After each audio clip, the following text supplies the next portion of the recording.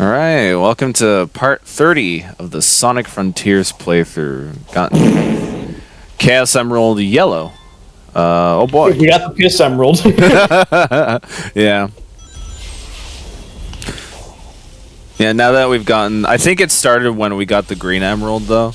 The music did its dynamic change there. Oh, yeah, like it went to the next, like, movement or whatever. Yeah, because that's the thing with just the overworld music in this game. Like, the further you get, do the story beats in the islands, like, the music will have a different dynamic to it now. Which is... I really like that, yeah. Yeah. The unfortunate thing I've kind of been noticing is, like, I don't really pay attention to the music in the game when I probably really should, because like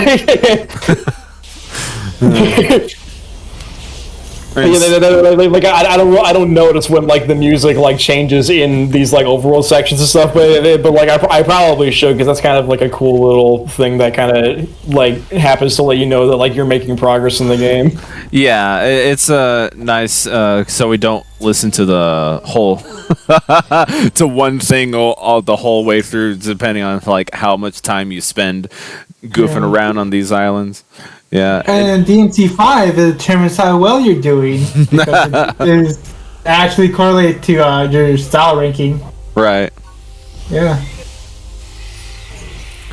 I mean, I like that, because you cannot hear the full song if you're not good. Yeah. You suck at combos. Fuck you. You don't get to hear the song. Yeah.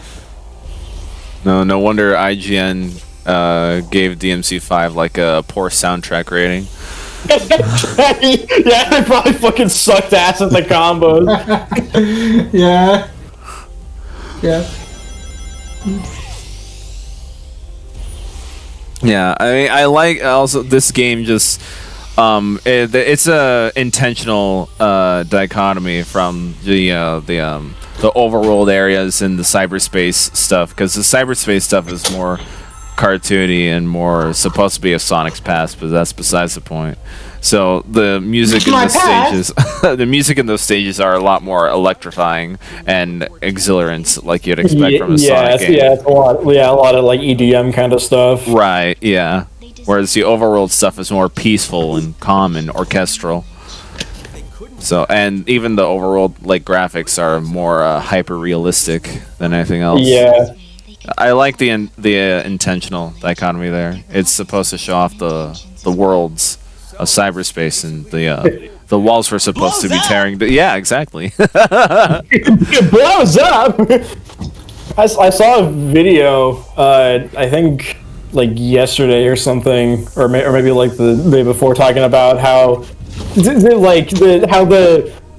style of Sonic has gotten kind of like, I guess, like stale, because like basically like every Sonic game, like especially like 3D, has always just kind of just been this just like basic, you know, like generic 3D, you know, like sort, you know, just I don't really know how to explain it, but like because he was making comparisons with like why people are more hyped with like Mario Wonder compared to Sonic Superstars and stuff like that. What?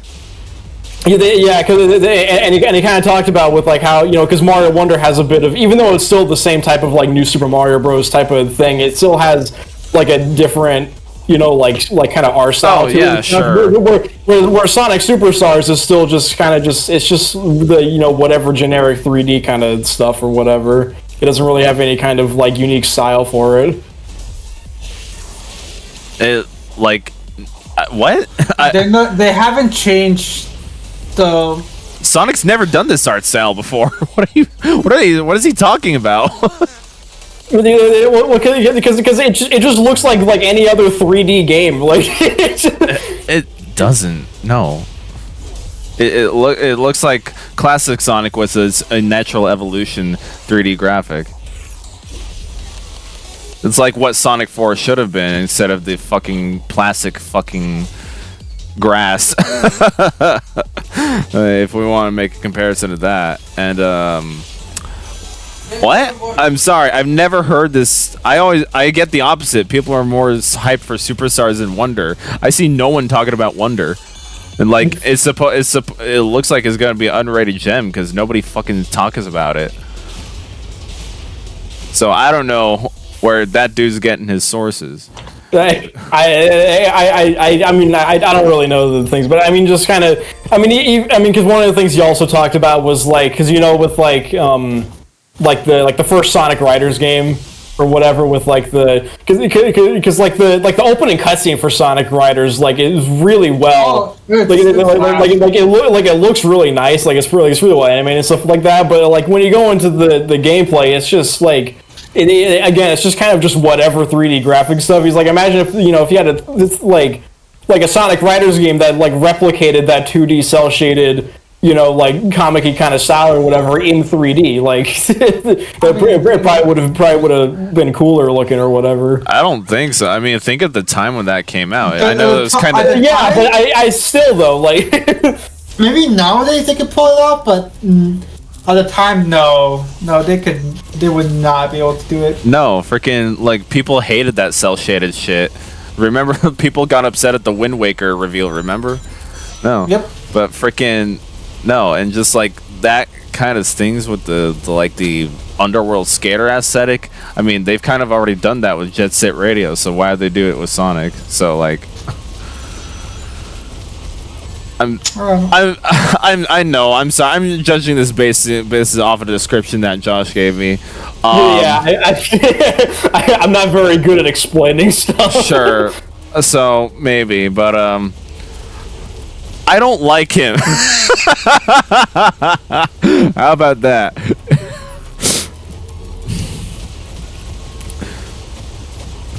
Because I'm always right.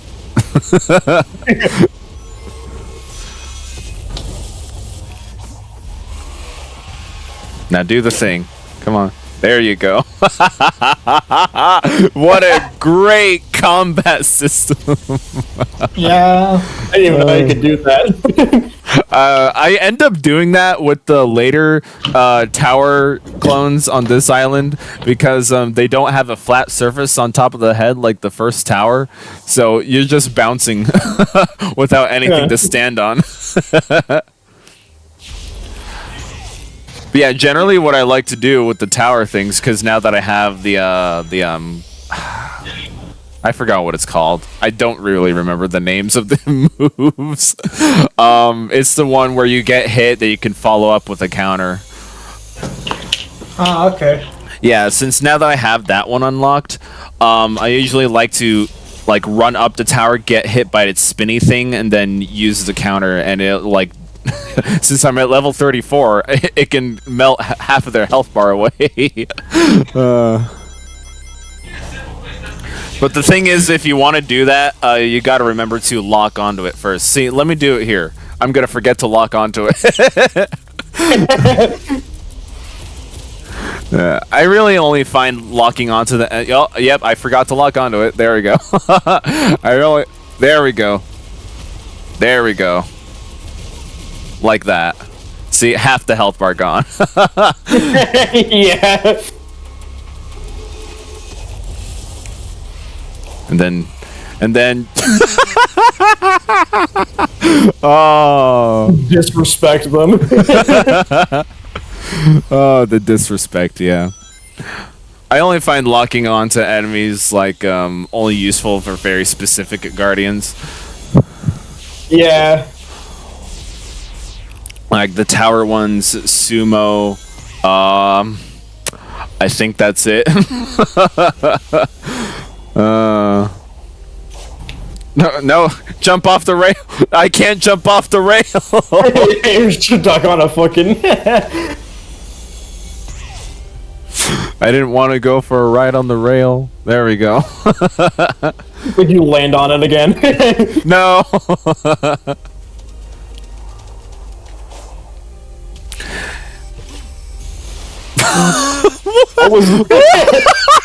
Okay, I'm glad I'm not the only one. You saw that fucking animation. It's like going forward. Oh man, this game is great. 10 out of 10. Average Sonic team develop. I mean. Oh man. Do you think this game deserves a re-review when like the final DLC comes out? Probably. Yeah. I mean, that's something I would just generally appreciate from the gaming industry as a whole, because well, another thing I'd like games to come out full packaged and not in bits. I mean, DLC campaign's a different thing. I just mean you finish the game later instead of now on release day. But because games like to do that, not finish their games at release, they usually get a poor review at launch. Yeah. But now that they fixed the stuff, are those games going to get a re-review? No. Those games are the score is set in cement. Well, it's not just that. It's not just that. It's just for anyone who wants to buy the games 5 years from now, and they look at the score, like the unedited score from when it first launched. It's like, oh, maybe it's not that great of a game. Well, it actually is, but they just it had to wait. No, I mean a little bit of hype though, because like here's the thing: 5 years from now, if the scores are gonna help, yes. But if you've been hearing that they've been improving, like the two examples we have right now, Cyberpunk and No Man's Sky. Yeah. When they released, they got dog washed, but because they got hype, they fixed it, and people kept word of mouth kept spreading. People bought it again. Right.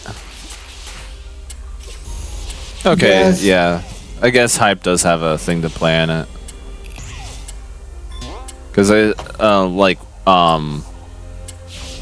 high class game industry people are still talking about those games, so that's why we're still talking about those games. Yeah. Mm-hmm. I mean, not only did it fix Cyberpunk, but also got a big hype boost from fucking Edge Oh yeah, the anime. Oh yeah, that's right. Yeah. Yeah. I remember hearing when the anime came out, people just started playing the game again and shit. Hype is a very important thing for games. I see.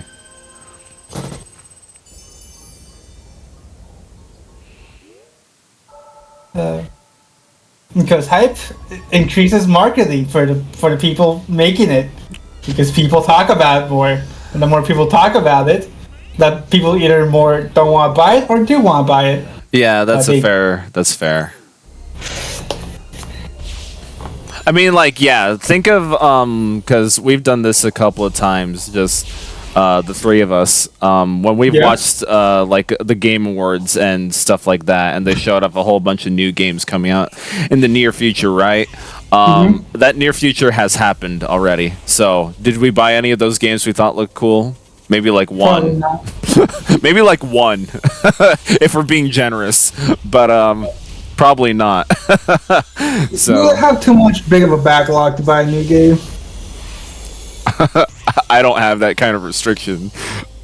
Oops. Well, I mean, yeah, but that's a you problem. I know. I don't call it a problem. Shut up.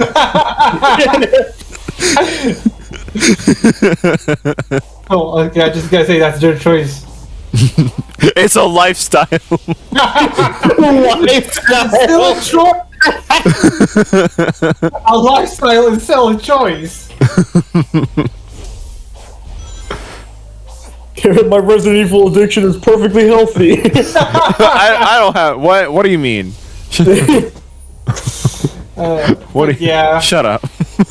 Like I was talking to Brian about this like earlier today, where I was like, I keep going like onto the store and I keep seeing RPGs, and I'm like, but I never buy them because like, fuck, what's it called? I already have so many RPGs to play that I haven't finished. Yeah. There's some that I've looked at that look honestly fantastic, but I'm like, I shouldn't buy this because I already have others that I haven't even touched. Yeah. Yeah, I mean, for me with RPGs, because I've seen some like cool ones that I've kind of thought about maybe trying at one point, but then I'm also just like, I don't think I'm gonna be able to put 80 hours into this. Yeah, that's why I just kind of don't like the genre to begin with. There are a couple exceptions in my history, my backlog history, but yeah, it's just like I don't have the patience to play through an 80-hour game where I could be spending that time doing other stuff in life or in Resident Evil 4. Resident Evil 4? For the 50th time? I mean, I would much prefer that than, oh yeah, look at the combat things here. It's like, oh man, I'm not sure if I'm gonna get the threshold here. Yeah,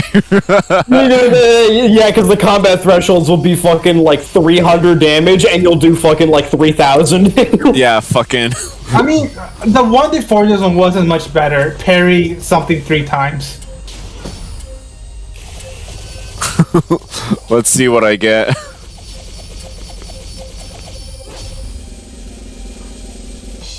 Gee, did I get enough? I'm pretty sure you can like do it for like 5 seconds, and you will probably already far surpass what was necessary. Probably the first attack you did was enough to finish. Oh man. But yeah. Sorry, I got distracted by the thing because I just wanted to point out how funny that is. Oh man. What were you talking about? Oh, how I could be spending my time either doing that or playing Resident Evil 4 for the millionth time. Again? I fucking would. You know that. I know, but you're saying it like you have no fucking time at all to play an 80-hour game, but you know for a fact that's only because you're playing Resident Evil 4. Well, how about I pulled this out of my ass, right? Okay. So it's because I am familiar with the kind of adrenaline and gameplay loop that Resident Evil 4 offers, right? I know nothing about the 80-hour RPG that I might want to play maybe or not in the future, right? Okay. So, what do I want to do? Oh yeah, fucking, I can go through the crack and not go through the door that I just opened. Honestly, I don't think I've gone to this area legit too. On my first try, I didn't even know like there was a puzzle to to open the door properly. I kind of skipped it. Fucking play the piano. I just wanted to show that was possible. Sorry. It's rather like, what do I want to do with my time? Like, think about a game that I might want to play, or go on the adrenaline rush again. I understand. I see what you're talking about, but like sometimes you just gotta fucking play a game and see what happens. That's also a fair point. See, in fact, that's how I got into Xenoblade X in the first place. Exactly. Yeah. Don't get me wrong. I'm not trying to knock you for it. Because no, I understand that. Yeah. I also have the same problem with DMC5. Sometimes I'm like, I just gotta turn it on. It's like safety food. Like it's like a meal you snack on, right? And you feel like you don't want to eat anything else. It's the chicken tenders at any restaurant. Yeah. I'll eat chicken nuggets. Yeah. Yeah, exactly. I don't think I've eaten chicken tenders. Well, either one. It's chicken. What's the difference? Exactly. Yeah. But yeah, like it's the safety food. Right. Yeah. And that's just what I want to do with the time that I have, right? You've been given, yeah. That I've been given, right. So, will I eventually allot time to experience a new game that I might want to have interest in playing? Maybe one day. Maybe. Well, yeah. Will I have interest in order to go back and play through Xenoblade X again, so I can actually fight the final boss properly and not fucking God, it's still salty about that. I think it's because like I actually, when I did have that time to like invest into an 80-hour RPG, that was like I really, really fucking enjoyed my time with Xenoblade X. It's just that the final boss is fucking poorly, like, well, it's not. It's not like poorly designed. It's just that like the designers didn't even think of it, and so that's why like I essentially soft locked out of the final boss. You think it's possible to defeat it without it? I mean, I've seen crazy stuff people have done on the internet. Like, people have taken down level 99 enemies without the Gundam mech, so I'm pretty sure it's possible. But have I mastered the mechanics at all? Yeah, no. You don't want to, like, go at it. Right, yeah, no. Because, like, like, I mean, this is getting more nitty-gritty into the mechanics of that game. The game has way too many mechanics. Yeah. Way too many. If it was me, I probably would have just said, "Fuck it, I'm gonna beat this man no matter what." It's happened before. This happened before where I lose one item that I really need, and I'm like, it makes the game 10 times more difficult. I'm like, well, I'm gonna crash against this wall until I beat it. That's how you got through Spider-Man without using skill points. Yeah. I mean, it would... But then again, that's a me thing. Right. I understand you being like, it's not worth it. Yeah, no, because with me, it's like, it's not worth it to master the game that has way too many mechanics in the first place. Do that right on the spot. I am the type of person who's like, okay, I need to master this mechanic now in order to defeat this boss. I've mastered it. Now I can know that the boss. Yeah.